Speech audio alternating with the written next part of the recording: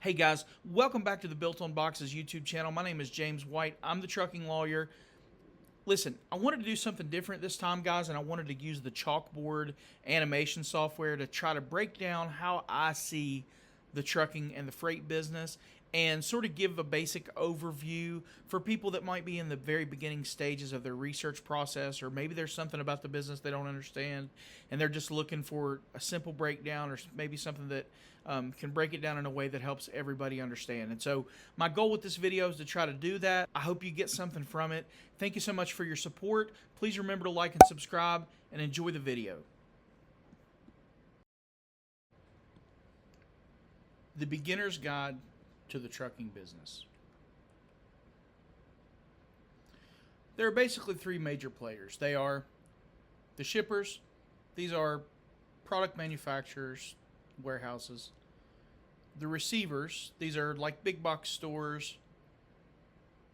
And then there are the carriers. And for the sake of our example, these will be the truck drivers. Essentially, there are more players involved in this. There are middlemen. We're going to get into that too. But basically, you need to understand this is a simplified example. There can be people that are shippers that are not product manufacturers. There can be people that are receivers that are not big box stores. And there are obviously other types of carriers other than the truck drivers. But the point of the video is to try to teach the basics of the trucking business. There are also middlemen. The middlemen are freight brokers. These are agents for the shippers. Then there are freight dispatchers. These are agents for the carriers. And then the middlemen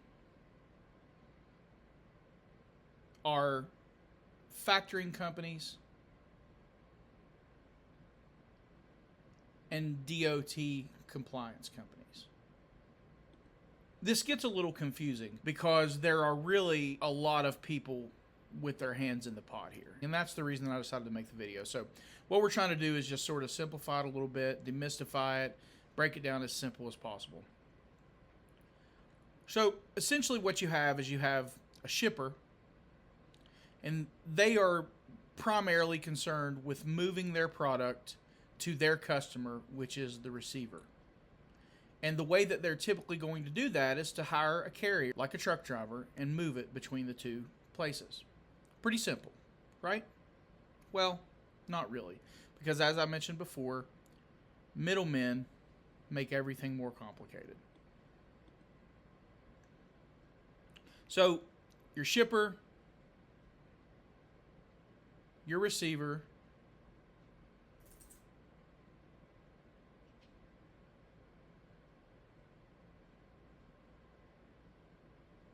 and your carriers are your primary players. And then, as I mentioned before, you have freight brokers, agents for the shipper, and freight dispatchers, agents for the carriers. Now, you might be thinking, what is an agent? Well, there's a lot to agency, but to break it down as simply as possible, let's just say these three things are the things you need to know. Essentially, an agent works to advance your interests. So if you hire an agent, their job is to act in your interest. They are acting as an agent for your company. They owe certain duties to your business in the process of representing you, and then they have the power and the authority to bind you in contract, meaning that if they tell someone that you're going to do something, after you've vested them with the authority to act on your behalf and made them an agent for your company, if you fail to do it, you are in breach of contract and you are legally liable to the person they made the promise to. So those are the things you need to understand about an agent. So the way this breaks down in real life is that the freight broker is going to become the agent for the shipper, because they're going to go to the shipper. Let's say this is a kayak manufacturer, and they're going to say, look, I see you have kayaks for sale. I can move those kayaks for you and get them from your warehouse to your receiver. And I can do it for $5 a mile, and I can do it anytime you need me to do it. So the shipper says, okay, I'll allow you to do that. And then at that moment, the freight broker then becomes an agent for the shipper. The freight broker is duty bound to act on behalf of the shipper. So if the shipper's agreed to $5 per mile, That means that the freight broker can't negotiate anything above $5 a mile unless they get permission from the shipper, or they will basically bind the shipper to a contract that they don't have the authority to bind them to. But we don't want to get too far into the weeds. Essentially, what you need to know is that the freight broker is working on behalf of the shipper. Their job is just to move products for that shipper and to do it for the budget that they discussed and agreed to. So what the freight broker then does is they find out how much of the product needs to be moved. They say, okay, we've got 2,000 pounds of kayaks. These need to go from our warehouse 500 miles away to our shipper's warehouse. So essentially, this week I have one load for you. Let's say it's 26 feet long. It weighs 2,000 pounds, and I need it moved 500 miles. So the freight broker takes that information, and they go to what's called a load board. And they will post this information on a load board. And for the sake of this example, all you need to know is that a load board is basically like a bulletin board. There's different load boards, 1, 2, 3 load board. There's truck stop load board. One of the most popular ones is the DAT load board. Let's just say, because pretty much everybody knows what DAT is, they're going to put it on the DAT load board. So the freight broker, let's say they're TQL, which is one of the bigger freight brokers. They're going to take this load from Lifetime Kayak Warehouse, and they're going to post it on the DAT load board. And when they post it, they're going to post it for $2 a mile. And keep in mind, the shipper's already agreed to pay $5 a mile. So the freight broker knows this is going 500 miles. I can book this for up to $5 a mile, which means I've got a $2,500 budget to move this load. I'm going to post it here for $1,000 and then see whether somebody will take it for that $1,000. So again, the freight broker is acting on behalf of the shipper. And they've posted this information onto the load board. So I mentioned that the dispatcher is the agent for the carrier. So what do you think the dispatcher's job is? The dispatcher's job is to act on behalf of the carrier. So the dispatcher is going to go to the freight broker and they're going to say, hey, I have a carrier willing to take this load, but they can't do it for $2 a mile. They need $4 a mile to make their truck roll. And so the dispatcher, being the agent of the carrier, is going to go to the freight broker and say, I have the authority to book this 500-mile load for $2,000 at $4 a mile. And the freight broker is going to look and they're going to say, okay, well, I can get $2,500 out of the shipper, so that's my budget. If I book this for $2,000, then that means I make $500 on this transaction. So more than likely what's going to happen is the broker is going to go back to the dispatcher and say, look, I can't do it for $4 a mile, but we want $2 a mile. Why don't you meet us in the middle? We'll agree on $3 a mile. Your carrier can take this load 500 miles for $3 a mile for a total of $1,500. At the end of that transaction, essentially the carrier is going to get $1,500 for taking the load. Now, they're going to have to pay the dispatcher a fee out of that, but essentially the shipper is going to pay $2,500 to the freight broker, and then the freight broker is going to give $1,500 of that to the carrier, meaning that out of this whole transaction, the freight broker made $1,000, the carrier made $1,500, and the shipper got their products moved for their intended budget from their warehouse to the receiver's warehouse. So is that all? No. Remember the middlemen that we discussed before? Those guys are how it gets even more complex. So you have factoring companies. What do factoring companies do for you? They provide fuel cards, payment advances, and back office management. And you probably think, well, why does that matter to me? Well, I'll explain. Remember, you have your shipper, and remember that you have your receiver, and remember that you have your carrier. Now, the shipper, they moved products successfully from their warehouse to the receiver's warehouse, and they did it through the truck driver.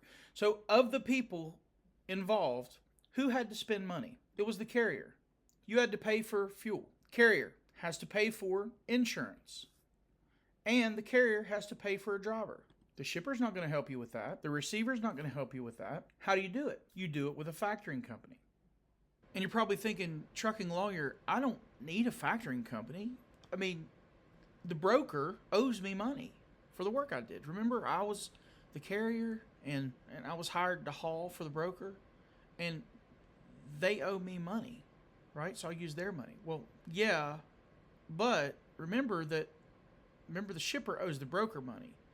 And what did they establish when they, established their relationship? And what did you establish when you established your relationship with the broker? Right. Everybody established a relationship based on 30 days to pay. So the shipper has 30 days to pay the broker the money that they owe them, and the broker has 30 days to pay you the money that they owe you. And guess who's not going to accept 30 days to pay or wait on their money?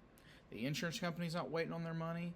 The truck stop's not waiting on their money for the cost of your fuel. And the driver who's busting his hump for 70 hours a week sweating in your truck is not going to wait to get paid either. So you've either got to have enough cash in the bank to float this, or you're going to get a factoring company. And again, what is the factoring company going to do for you? They're going to give you fuel card. They're going to give you payment advances. And they're going to give you back office management. Let's break that down a little bit. What's a fuel card mean? It means that they're going to take a look at your credit, your company's history. They're going to look at your company credit, and they're going to give you $5,000. So you go to the fuel pump and you swipe that card, and it gives you a couple weeks of lead time before you have to pay for that fuel. And then in the meantime, when you finish that load and you upload the rate confirmation and the bill of lading and you send that paperwork over to the factoring company, instead of you having to wait 30 days for the broker to pay you, the factoring company is going to pay you right away. And maybe they take 3%. Well, 3% of $1,500 is $45. So now you have $1,455 of your $1,500, and then in addition to them giving you a fuel card and giving you a payment advance, they're also going to track your invoices and do your back office stuff. So in 30 days, they're the ones that are going to be calling that broker saying, hey, you haven't paid this invoice yet. They're the ones that are going to be writing you saying, hey, your broker hasn't paid the invoice. And you know what else they'll do for you that you probably haven't thought about yet? They will probably have a credit check system that says, hey, this broker's bad to do business with. You probably want to stay away from them. And they'll rank the brokers based on their credit so that you know who to do business with in the first place and who not to do business with. A factoring company, yes, it is a net expense. Yes, there is a percentage of your money that you don't get to keep. But and I'm not saying everybody needs one. Maybe somebody's really, really good at accounts payable, receivable. Maybe this is a completely unnecessary business expense. But if you do $500,000 in a year, which I think we would all agree is a pretty lofty goal for one truck for a new trucking business, the cost of your factoring company at even 3%, it will cost you more money to hire and pay taxes for an employee to keep track of $500,000 worth of revenue. And so it really, at least in my opinion, is an invaluable resource that people have available to them, especially if they're a new company. Now, the next middleman is a DOT compliance company, and I'm not going to go into detail about that because they are a middleman. Because in order for you to run trucks, you all probably know by now that you need to get authority through the FMCSA, and in order to do that, you have to do certain things. You have to pay for certain permits. You have to file an application with the government, and then you have to do certain things to stay in compliance with the government's regulations. A DOT compliance company works to try to keep you in compliance, and there are really good ones out there for people who just really don't want to deal with that side of the business, and then there are also really predatory ones out there.